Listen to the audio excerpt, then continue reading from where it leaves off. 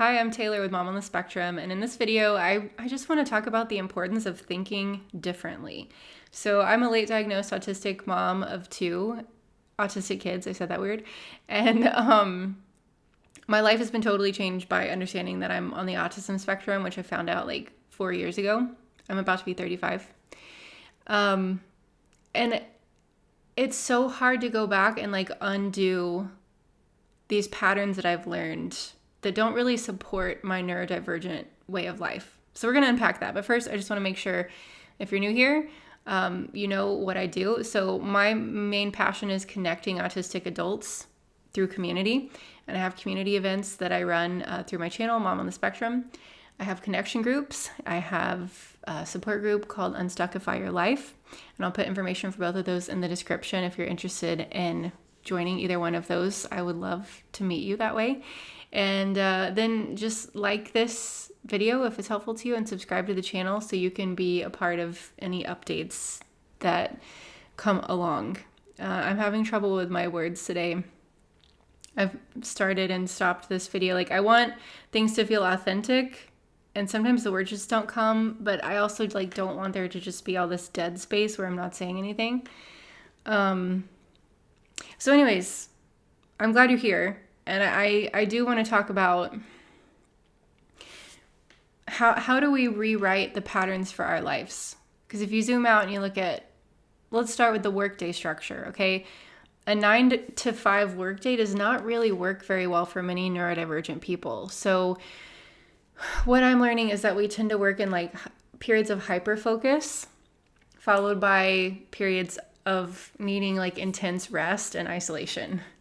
So that's the pattern I've noticed amongst the autistic community. I think the same can kind of be said for ADHD as well, like those periods of hyperfocus followed by like, oh my gosh, I need to rest, what just happened? And that doesn't really work well for a 9 to 5. So you might find that sometimes you're sitting at your desk just like wanting to beat your head against the wall. Sorry, that's like, if that's an upsetting phrase. Because you don't know how, like, you can't force creativity. You can't force the right answer to come along. It's like you might want to do the work. You might be willing, but there's nothing going on here. Like, our executive functioning decides to just take the day off. I have days like that where I wake up and I'm like, oh, bye executive functioning. It would be super nice to be able to make a decision or plan something or execute or prioritize something, but that's not happening today. And when you're working for a boss who says, you know, this needs to be done at this time, it's really hard to work around that. But then self-employment, you know, as I'm familiar with, that's kind of been my career path is entrepreneurship. That is difficult as well, because when you don't have that executive functioning to kick into gear for you and plan things out, it's like there's nobody telling you what to do. So sometimes it can just be like, you know, that autistic inertia problem of like not being able to get up and get started. And so that's hard as well. But I definitely think there needs to be more grace within our work schedule. I do think that because we've had more normalization around the concept of working from home since the pandemic, I think that's been pretty helpful to a lot of people in the community from what I can understand and from my own personal experience. I also think it's created some additional flexibility within the workspace. But we still have a long ways to go. So like, what other, I want us to be able to have a conversation about this, you know, like what other changes can we make? How can we adopt a more supportive workplace structure for neurodivergent people? Another thing is like parenting. I was talking about this with somebody at the playground the other day. Like, one thing that I think sets me apart from other parents is like when my kids have a meltdown, that's not a parenting moment. That's not like, get up, stop crying, don't do that anymore. Like, that's not how you parent an autistic kid. It's like, in my experience, I let them have the meltdown. Sometimes it makes me look like a bad parent. I'm putting that in quotation marks because like, who gets to define that? Okay, don't let anybody define that for you. But like, that's not a teaching moment for autistic kids. Like, my kids do best. I let them have their moment. I make sure that they're safe. They're not going to hurt anybody when they're having their meltdown. And then like for my daughter, she'll go in her room and close the door. She just needs to be alone for a while. And you know what? Most of the time, she's 10. And I have a feeling this might not be long lived because we're quickly approaching teenagers. But she'll come out after like 30 minutes and she'll be like, I'm sorry I was talking to you like that. I was really overwhelmed. And, to be fair, like I invest a lot of time and energy into giving my kids vocabulary to understand this is a meltdown. This is what a meltdown looks like. This is what we need when we're in a meltdown. And again, I'm not teaching that while they're in a meltdown. We talk about it after they've recovered from the meltdown. This is probably what triggered it. It seems like you were overwhelmed by this, so we talk through it. I help give them vocabulary words. So anyways, that's another thing of just doing parenting differently. Like to the public, it might look like I'm not doing my job as a mom and I'm just letting my kids have their way. Another thing about parenting, like I posted this mac and cheese thing about how when I was making mac and cheese, I had my 2 kids here and my son had a friend over who's autistic, and they all wanted their mac and cheese a different way. And if it wasn't prepared a different way, they wouldn't eat it.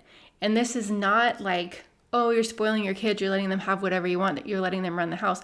Okay, well, if I don't prepare it that way, then he might not eat, he might not eat that day.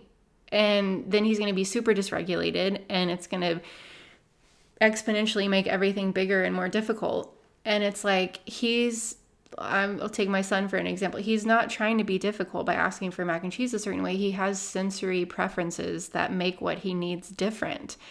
And, as a parent, when I just kind of try not to take it too seriously in terms of like, what am I trying to say? Like, of course, like I take it seriously that he has these needs, but I just try to kind of laugh about, okay, I'm making mac and cheese 3 different ways. And I know that if I offer mac and cheese, I'm going to have to make it 3 different ways. Or, I can try a different meal if I'm not in the mood for making things 3 different ways.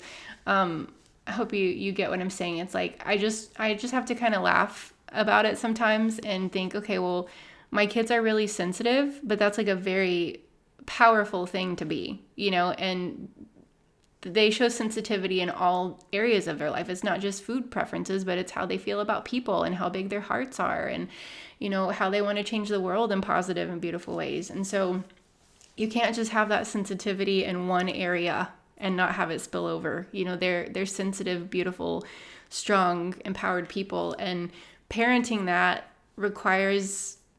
it's like a different parenting approach that we don't see mainstream. So workplace, so parenting, like relationships. When I was younger, there's a scripture that says, don't let the sun go down on your anger. Guess what? That's not great advice for me. Okay. Like I'm a delayed processor. I need space to figure out how I'm feeling. I need rest to figure out how I'm feeling. I need isolation to figure out how I'm feeling. And I need like a removal of distractions. And so sometimes letting the sun go down on my anger that's probably the best thing for me. So even in managing like relational conflict, there's a lot of different types of patterns that work better. We could keep talking about like nonverbal communication. I've had couples tell me that they have like a lamp in their house that signifies something like, I don't have words right now and I need some space. That's what it means if this lamp is on. Or physical touch is okay right now because this lamp is on. There's all different kinds of structures and patterns within neurodivergent relationships. And so I guess what I'm trying to say, to avoid keeping this video from being too long and watchable, but I just want to give us permission to do life differently. And whenever we're creating new ways of doing things, there has to be grace built in, right? We have to not take ourselves too seriously. We have to try to stay curious rather than judgmental and give ourselves permission to fail. It's okay to do things imperfectly. It's actually good because it gives you immediate feedback. Like this worked, this didn't work, okay? And it's not a failure unless you choose to call it a failure. But look around and realize that we don't have, I've been talking about this recently. I don't know of any business books that are written in support of neurodivergent business owners. Like I don't have a structure that I can look to for that in literature. Like I've sought out people in the community and I've hired someone in the community who's a neurodivergent business owner to help me.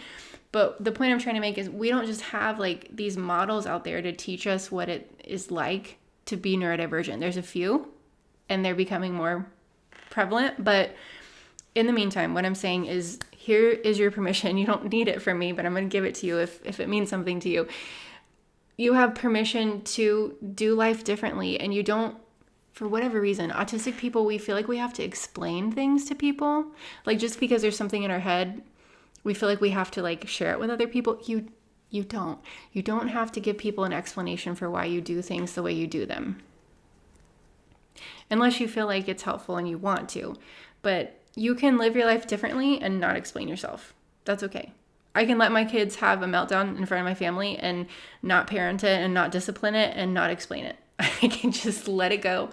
And what happens sometimes is when we step into these new ways of being and these new patterns, we really have to have some self-reflection and give ourselves validation. Because especially when I feel like I'm saying especially a lot, when we start to create new patterns, when we create change, it can sometimes create tension in our closest relationships because it highlights the fact that other people aren't changing. This is getting into a different topic now that I didn't plan to cover on this video. But so what I'm trying to say is validate yourself, tap into those relationships where you do receive validation for the way that you are different. And if you don't have a lot of those people in your life, I hope, again, that you'll connect to the community here and check out the description for those community groups that I'm running. But yeah, I just want to let you know it's okay to be different. It's a beautiful thing to be different. I think that being different, that's what has progressed our society forward. Inventors, innovative thinkers who have thought outside the box and questioned the way we do things. That's what moves us forward. That's what helps us create a more beautiful world. So yeah, so be different, be bold. I'm here supporting you. And thanks for joining me in my off the cuff, just needed to get this off my chest video. Make sure you like the video if it was helpful. Subscribe to the community so I can get to know you a little bit better. And I will see you in the next video. Thanks for watching. Bye.